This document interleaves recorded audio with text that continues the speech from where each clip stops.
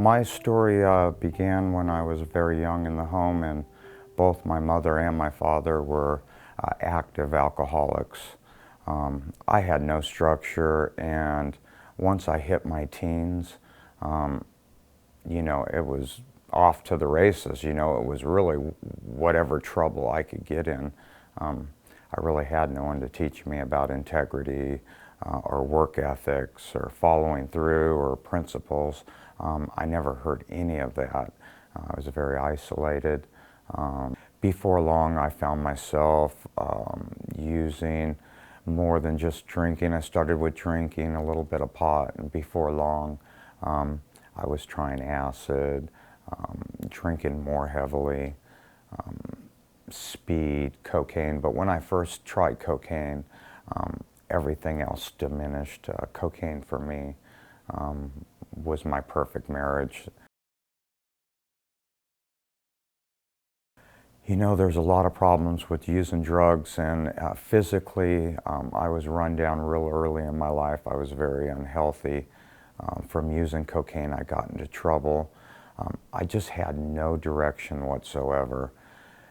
And as much as I wanted a good life, I just felt like that was an illusion for me, and I just immersed my life, myself in a life of addiction and getting into trouble.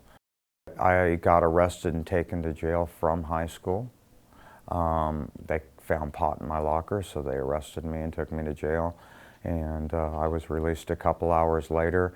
And then another time, a friend had a stolen motorcycle and we were joyriding it, and I got arrested on that. That was very early. That was 15, 16 years old.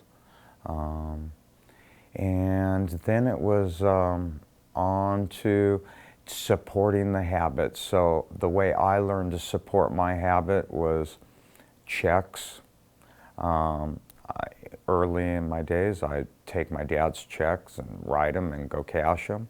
I got in trouble from that, or my mom owned an antique store, so whenever I could, I'd go in her wallet and take money. Anything I could do to support my habit. I had, just for me, for other people it's other drugs, but I had what some term as an allergic reaction. So once cocaine entered my system, I lost all control. I had to have more physically, mentally, in my soul, I had to have more.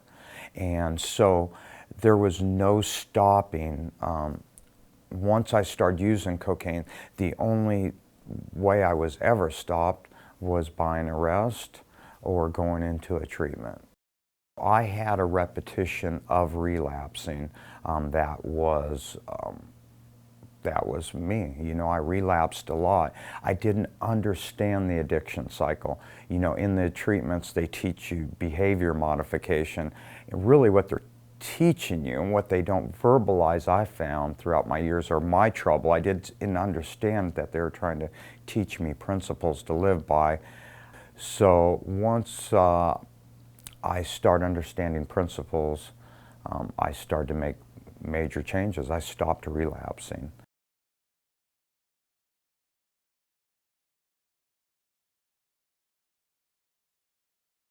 For me, every relapse, every bottom was a step forward. It's kind of hard to explain. I had 5 years clean.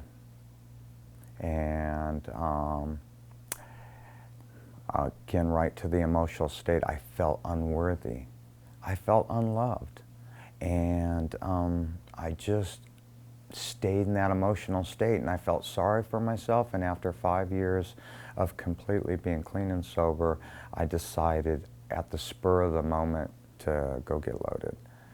And that relapse led to me being arrested for possession, but that was a huge blow to me. I was applying all the tools, but it's pieces. Each time I went through a trial in a bottom or got arrested, they were all learning experiences. I walked away with positives, a piece of the puzzle. My life has been finding the pieces and then putting the pieces into play.